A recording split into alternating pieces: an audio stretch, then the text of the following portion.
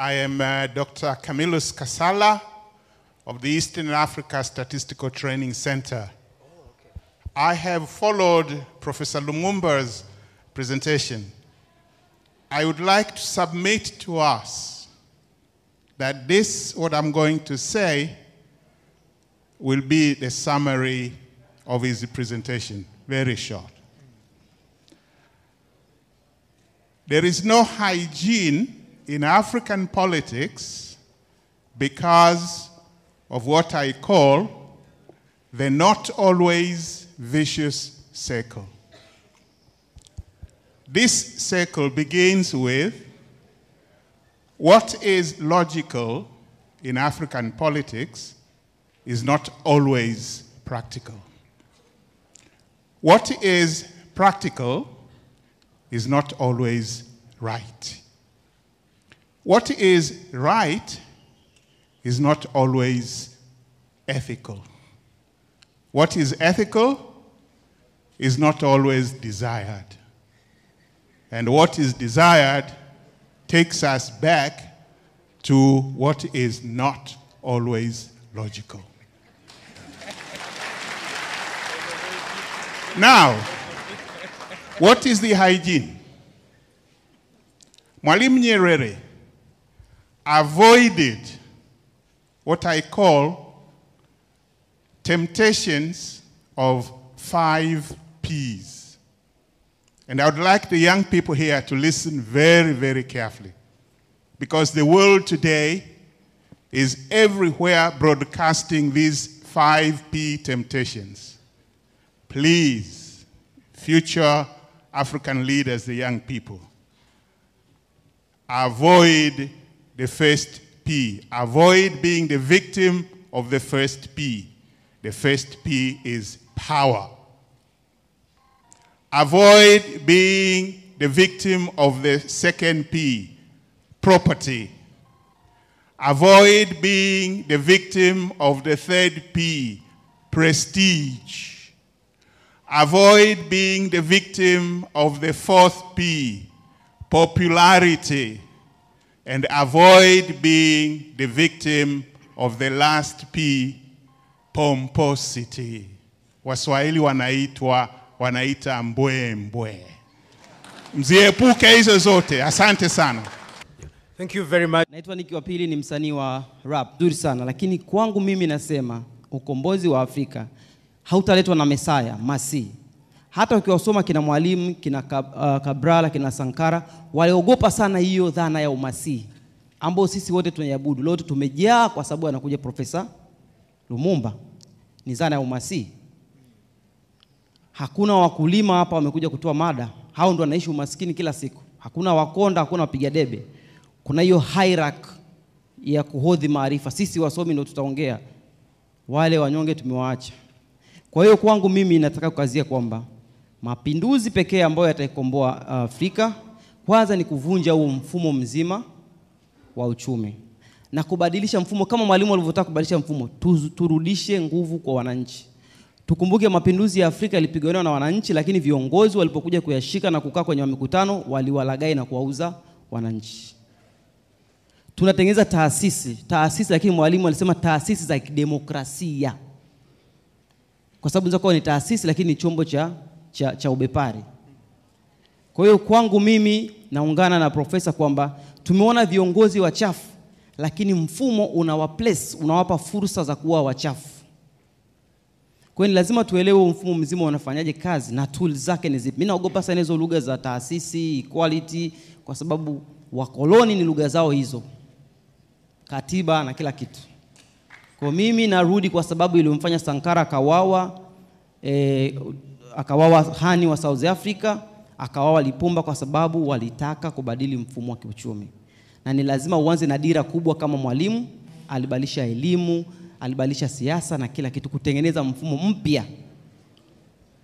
Kama ambavyo wazungu walivyotoka kwenye ukabaila kwenda kwenye ubepari, waliua mfumo mzima wa ubepari. Kwa hiyo kama tunataka turudi, lazima tuue mfumo mzima wa unyonyaji na tools zake zote. Tutengeneze mfumo mpya ndio tutaweza kutoka. Lakini hizo lugha za katiba na nini, hizo ni lugha za warasa.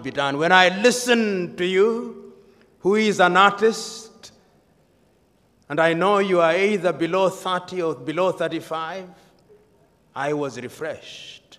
The former president of Sierra Leone, whom I did not like for many things, but I liked him for one thing, he said that in Africa, a journalist with a pen in his hand is like a warrior with an AK-47. He can use it to protect or to destroy. Africa is a fragile continent. What Europe and America can withstand, having gone through different decades of civilization and civil wars, sometimes the multi-ethnic African communities cannot survive. The artists in Africa must be a lot more careful. You must use the tweets a lot more carefully. You must use the Facebook a lot more carefully. You must use all those mediums a lot more carefully. Because in recent history, we have seen the radio being used to cause genocide in Rwanda. So you, the artist, remember what Shakespeare said. Oh, you giant, or you lion, you have the powers of a giant, but use it carefully. Because he who is powerful must know how to use the power. So you African artists, you must choose what to say and what not to say. In other words, without compromising your freedom, you must choose what to say. Just like when you are reporting on our leadership. And lastly, I want to talk to young Africans. I see young Africans here. Professor Mlama, the VC, the DVC, Mzee Warioba, have done their bit. This is a relay race. The question is, and I know that there are Christians here, if you look at the Bible, there is a man called Simon. When he had been told that Christ has been born, he said, now I can die, because I know Christ has been born. Can this generation say that of you? That now they can die? Can we leave Tanzania in your hands? Will it be safe? Or you will want to make it the 52nd state of the United States? That is the question. And even those of you who are from the Muslims, many Muslims here will know the great hadith writings of Abu Huraira. When the Prophet had been poisoned and he was dying, the comfort of the Prophet is that he had his Sahabas. You who are here, are these your Sahabas? Will they sell us to Europe and America? The question is yours. Choose you now. The Chinese have chosen. They are coming here. And they will be here. There is a phone that I acquired recently called the Techno. In the next 5 years, out of every 10 phones, 9 will be Techno. China knows what it wants. We are 1.3 billion. Do we know what we want? Sisi wa Afrika. Au in the words of Nyerere, tunabaki kushangaa na kudua tu. I know it can. Tanzania, when one talks about hygiene, one must start in the 1960s. One must remember the Arusha Declaration and the nobility of the intentions of Mwalimu Julius Kambarage Nyerere. And that is why many of you may not know, but at one time it was suggested that he be made a saint of the Catholic Church. And the reason was very simple. This was a man who had ideas. This was a man who had clarity of thought.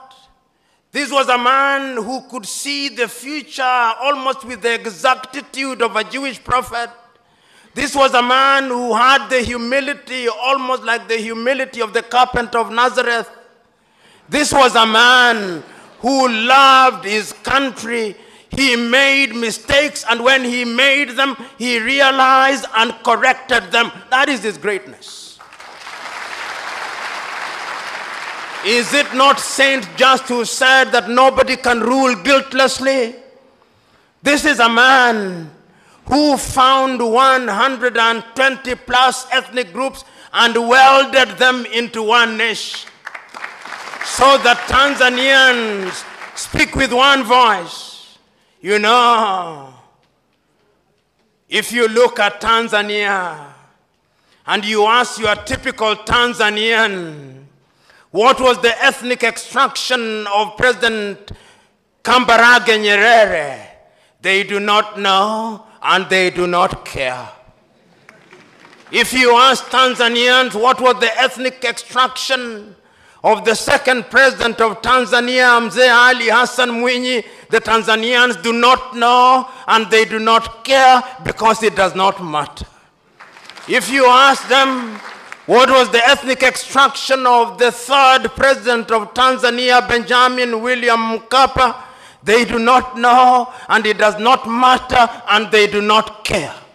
And if you ask Tanzania what was the ethnic extraction of your fourth president, Jakaya Mrisho Kikwete, they do not know and they do not care. And if you ask them what is the extraction of your fifth president, John Pombe Magufuli, they do not know and they do not care. They only know that he's a bulldozer.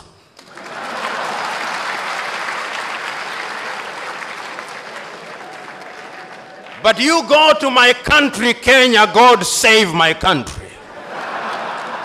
God save my country. When you meet your typical Kenyan and you introduce yourself as John, they'll ask for the second name, not that they may know your full names, but that they may identify you with your ethnicity and pigeonhole you accordingly.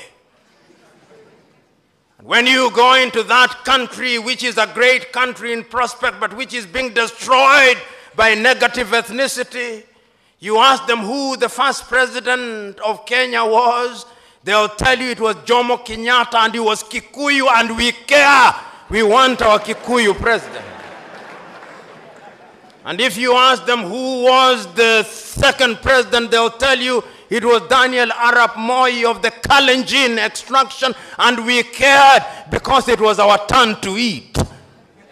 And if you ask them who was the third president, they'll tell you it is Uhuru Muigai Kenyatta, and he is a Kikuyu, and we want him to continue because we Kikuyus and we Kalenjin only feel safe when one of our own is in State House.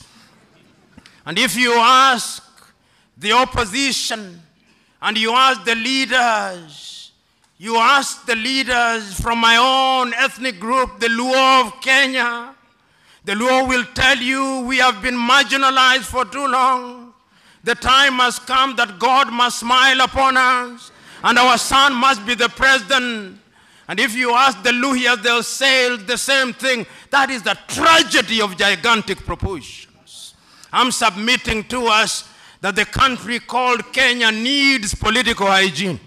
I'm submitting to us that the country called Kenya needs to come to Tanzania here on a benchmarking tour, and that the President of the Republic of Kenya and all our parliamentarians should sit at the State House and be lectured by John Pombe Magufuli on the finer points of governance.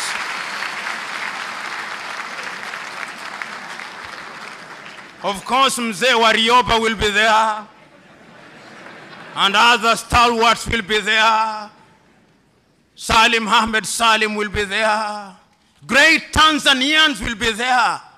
And Nyerere will remind us, katika karne ya 21 tupande basi ya makabila, ujinga na upumbavu, because it can destroy a nation. There is need for political hygiene in Kenya. Right now in